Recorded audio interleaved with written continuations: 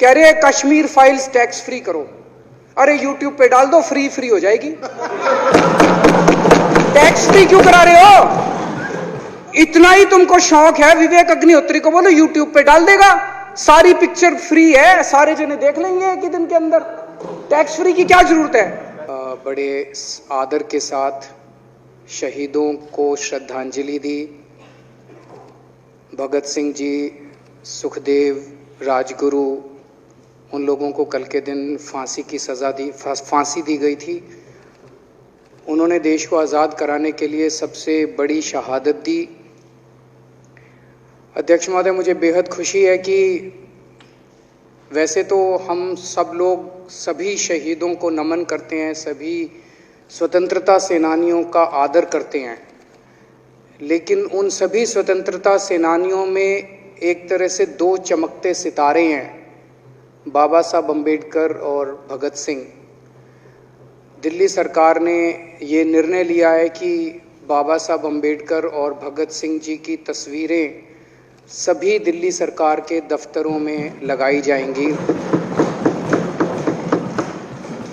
कुछ दिन पहले पंजाब सरकार ने भी ये निर्णय लिया है कि पंजाब सरकार के भी सभी दफ्तरों में भगत सिंह और बाबा साहब अम्बेडकर की तस्वीरें लगाई जाएंगी। जब से ये ऐलान किया गया है, मैं तो सोच रहा था कि हमारे विपक्ष के साथी इसके ऊपर हमें बधाई देंगे, तारीफ करेंगे कि बहुत अच्छा निर्णय लिया गया। शुक्रिया।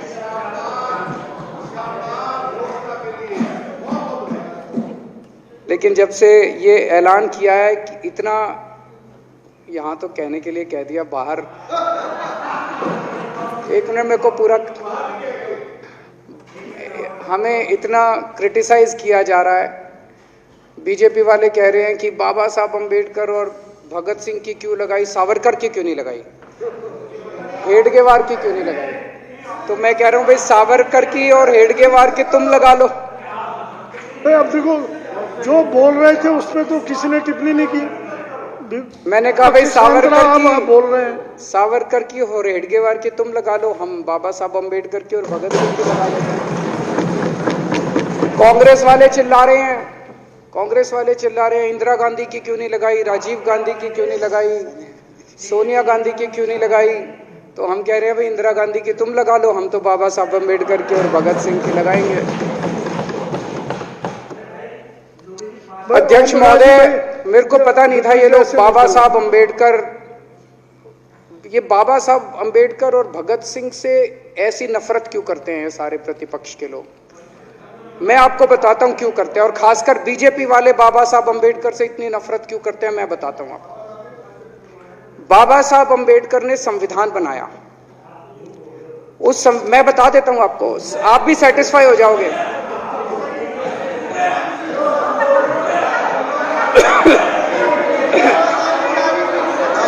सुन के चले जाना।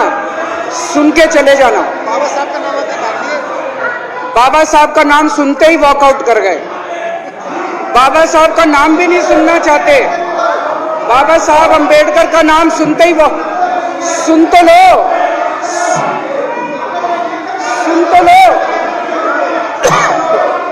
वो तमाशा, और ये सब कुछ जो इन्होंने बोला वो सच बोला। सुन तो लो।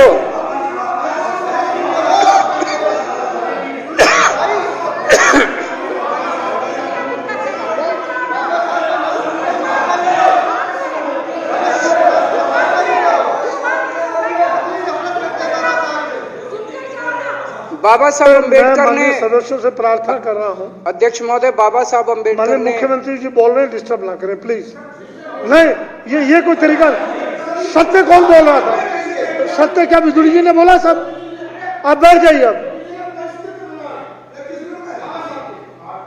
बाबा साहब अम्बेडकर ने देश का संविधान बनाया। संविधान में लिखा उन्होंने कि भारत के अंदर जनतंत्र होगा। इस जनतंत्र के अंदर चुनाव होंगे। चुनाव में जनता वोट डालेगी, वोट डाल के जनता अपनी सरकार चुनेगी। वो सरकार लोगों के सपनों को पूरा करने के लिए काम करेगी। बीजेपी को ये पसंद नहीं है। बीजेपी नहीं चाहती चुनाव हो। बीजेपी चाहती है कि चुनाव खत्म हो जाए। चुनाव होने ही नहीं चाहिए। चुनाव गंदी बात है इनके हिसाब से। चुनाव गलत बात है इनके हिसाब से। एमसीडी के अंदर 15 साल इन्होंने जम के लूटा। लूटने के सारे दुनिया के रिकॉर्ड तोड़ दिए। गिनीज बुक वालों की मीटिंग चल रही है कि भारतीय जनता पार्टी का नाम आने वाला है गिनीज बुक के अंदर। एमसीडी का और बीजेपी वालों का शानदार इन्होंने परफॉर्मेंस किया है। 15 साल के अंदर इन्होंने लूटने में कोई कसर नहीं छोड़ी। लूटने के बाद जब जनता में त्राही त्राही मच गई, लोग दुखी हो गए 15 साल के इनके शासन के बाद, और जनता ने मन बना लिया कि इस बार इनको मजा चखाएंगे और गुस्सा जाहिर करेंगे। चुनाव आयोग ने ऐलान कर दिया कि हम आज शाम को 5 बजे 9 तारीख को 9 मार्च को शाम को 5 बजे आज चुनाव की डेट्स की घोषणा की जाएगी। 4 तारीख को प्रधानमंत्री के दफ्तर से फोन जाता है, चिट्ठी जाती है चुनाव कमिश्नर को, चुनाव रद्द कर दो। पूरी दुनिया के अंदर आज तक ऐसा नहीं होगा कि प्रधानमंत्री सीधे सीधे चुनाव कमिश्नर को फोन करके और चिट्ठी लिख के कहते हैं कि चुनाव रद्द कर दो। इसलिए ये नफरत करते हैं बाबा साहब अम्बेडकर से। ये कहते हैं बाबा साहब अम्बेडकर नहीं होता तो जनतंत्र नहीं होता इस देश के अंदर।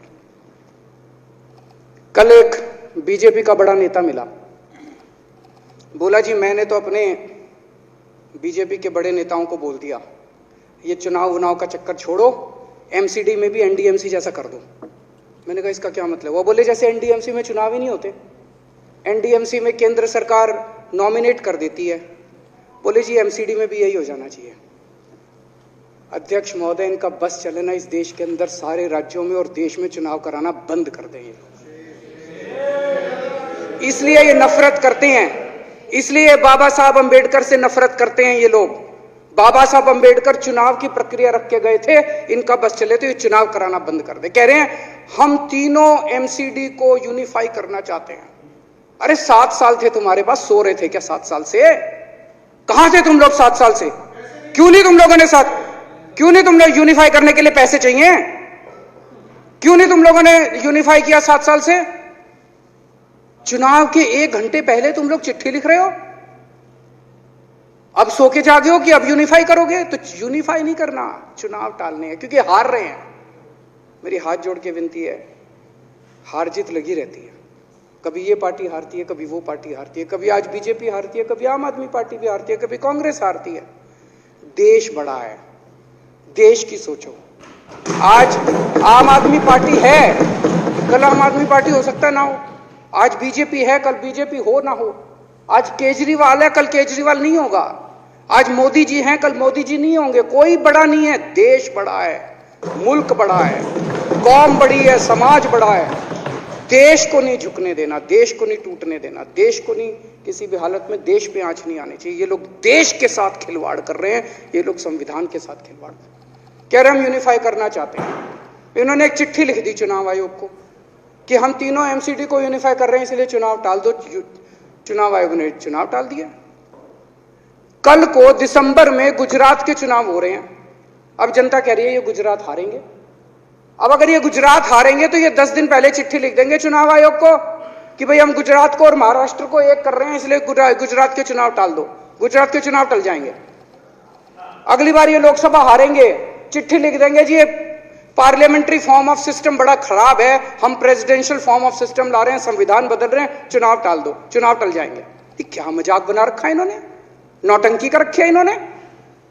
भारत जनतंत्र है, देश ये बर्दाश्त नहीं करने वाला जो इन्होंने नौटंकी कर रखी है। कहते हैं हम दुनिया की सबसे बड़ी पार्टी हैं, हम तो जी दुनिया की सबसे छोटी पार्टी हैं। फिर भी डर गए तुम लोग।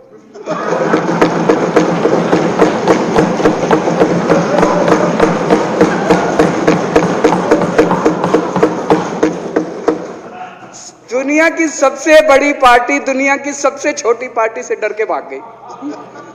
क्या कायर हो यार।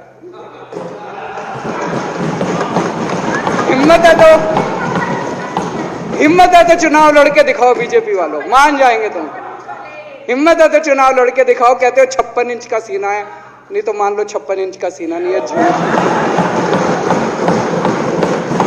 नहीं तो मान लो कुर्ते के नीचे 56 इंच का सीना नहीं है, झूठ है ये। कल मैंने देखा, आपको भी बुरा लगा, मैं आपके कमरे में जब चाय पीने आया, आपने मेरे साथ अपना दुख शेयर किया कि जब एलजी साहब ने भाषण शुरू किया, ये सारे खड़े हो गए नारे लगाने। क्या कश्मीर फाइल्स टैक्स फ्री करो, और पीछे से 2 जने कह रहे थे दारू की दुकानें बंद करो। अब इनको भी नहीं पता आज नारे किस चीज के लगाने। ऊपर से आया तो था ऊपर से आया तो था, तो 2 जने कह रहे थे दारू की दुकान बंद करो, आगे वाले कह रहे थे कश्मीर फाइल्स टैक्स फ्री करो, फिर दूसरे वाले ने कहा आज कश्मीर वाला नारा लगाना है। तो जैसे रैलियां होती हैं, उसमें कुछ टीवी वाले माइक लगा देते हैं कि हाँ जी किस लिए आए हो, तो वो यूं यूं देखता है किस लिए।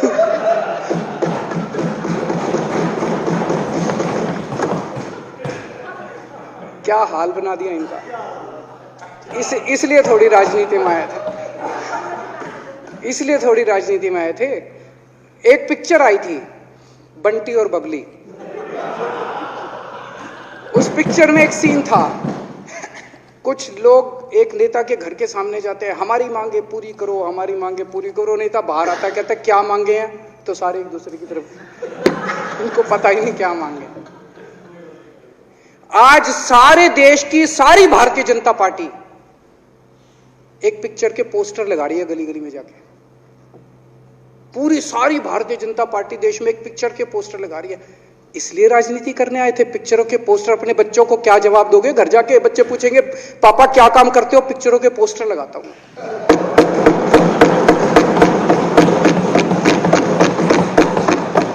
8 साल केंद्र सरकार चलाने के बाद अगर किसी देश के प्रधानमंत्री को विवेक अग्निहोत्री के चरणों में शरण लेनी पड़े, तो इसका मतलब उस प्रधानमंत्री ने 8 साल में कोई काम नहीं किया।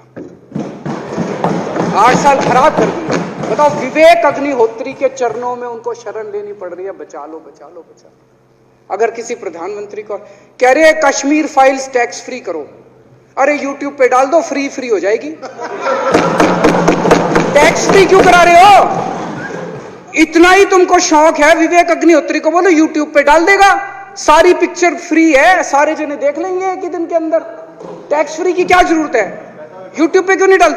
कल एक मैंने अखबार में पढ़ा, हरियाणा के अंदर एक भारतीय जनता पार्टी का ही एक एमएलए था, उसने कहा आज मैं पार्क के अंदर इसकी फ्री स्क्रीनिंग करूंगा। तुरंत विवेक अग्निहोत्री का ट्वीट आया खट्टर साहब के, खट्टर साहब देखो ये फ्री में कर रहा है, इसको बोलो टिकट लेके करेगा।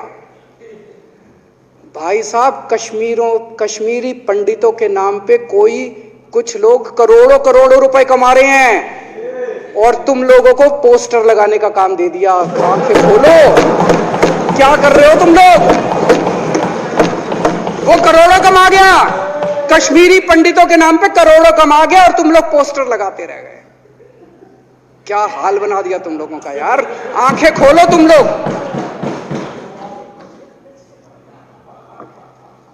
भेड़ बकरियों की तरह हाँक रखा है पूरे बीजेपी वालों को, भेड़ बकरियों की तरह हाँक रहे हैं। एक दिन बोले 3 का कृषि कानून लेके आए हैं, बहुत शानदार है, और फिर नीचे मैसेज आया भाई सारे जने तारीफ करो मोदी जी की। सारे बोले वाह मोदी जी वाह, क्या मास्टर स्ट्रोक है। और मेरे को याद है इसी सदन के अंदर इन लोगों ने उन 3 कानूनों की खूब तारीफ की थी, बोले क्या मास्टर स्ट्रोक है और क्या शानदार कानून लेके आए। 1 साल के बाद फिर आया भाई 3 कानून वापस ले लिए, बोलो फिर तारीफ करो मोदी जी की, भाई कानून बेकार थे मोदी जी। क्या इसी सदन के अंदर इन लोगों ने इतनी बेशर्मी, दिमाग पे ताला लगा रखा, इन्होंने कहा वाह मोदी जी वाह, क्या 3 कानून खराब थे आपने वापस ले लिया, देश को बचा लिया। क्या मास्टर स्ट्रोक, ये क्या हाल बना दिया आप लोगों का यार। फिर थोड़े दिन बाद बोले भाई दारू की दुकानों के खिलाफ करो, फिर सारे जने दारू की दुकान बंद करो, अब दारू ठीक हो गई दिल्ली में? आजकल तो शोर नहीं करते तुम लोग। अब कश्मीर फाइल आ गई, पहले कृषि कानून, रोज काम दे रखा है तुमको, कुछ ना कुछ ऊपर से आ जाता है, काम दे रखा है। अब दारू की दुकानें। मेरा एक ही निवेदन है मेरे बीजेपी के साथियों से, आप तो अपने ही हो, आप तो सब मेरे छोटे भाई बड़े भाई, विदुरी साहब तो बड़े भाई है मेरे, आप तो सारे अपने हो यार, थोड़ा सा देश के बारे में सोचो यार, थोड़ा देश के बारे में सोचो। हिटलर भी जो था वो कम से कम अपने चमचों को नौकरी देता था, रोजगार देता था। इतिहास उठा के पढ़ो, उसने रोजगार तो दिया था। इन्होंने क्या दिया आपको? आपके बच्चों को नौकरी दी? आपके घर में कोई खाने पीने का इंतजाम करा? आपकी बिजली का इंतजाम करा? केजरीवाल काम आता है आपके भी घर की बिजली फ्री कर रखी है। दिल्ली के 12 लाख बच्चों को नौकरी दी है मैंने, स्कूल ठीक कर दिए, अस्पताल ठीक कर दिए। आपके घर में कोई बीमार हो, केजरीवाल दवाई पहुंचाता है, मोदी दवाई नहीं पहुंचाता। केजरीवाल काम आया। मैं बीजेपी के सारे कार्यकर्ताओं से कहना चाहता हूं, थोड़ा सा दिमाग खोलो। बीजेपी के सारे सपोर्टर्स को कहना चाहता हूं, थोड़ा सा दिमाग खोलो। ये भेड़ चाल बंद करो, भेड़ बकरियों की तरह हाँक रहे हैं ये आपको, ये सब बंद करो। दिमाग खोल के सारे जने बीजेपी छोड़ के आम आदमी पार्टी में आ जाओ।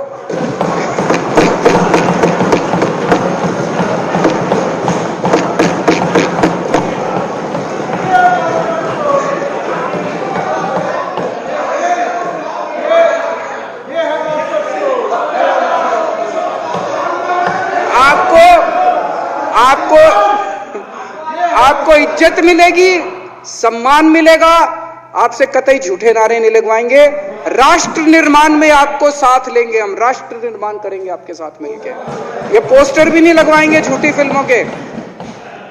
और जो भी करना हो, कम से कम यार ये पिक्चर का प्रमोशन करना तो बंद करो।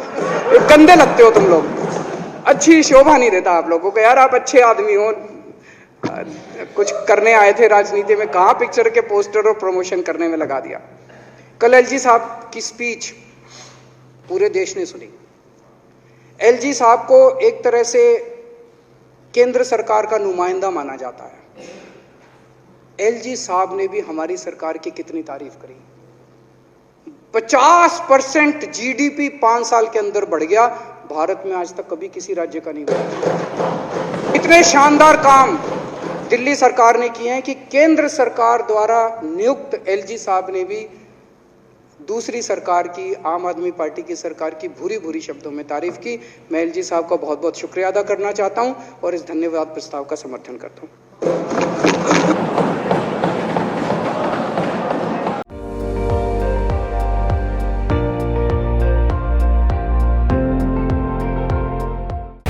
আপুনি চাই আছে ND24 সৰ্বশ্ৰেষ্ঠ নহয় সৰ্বোত্তমৰ দৌৰ।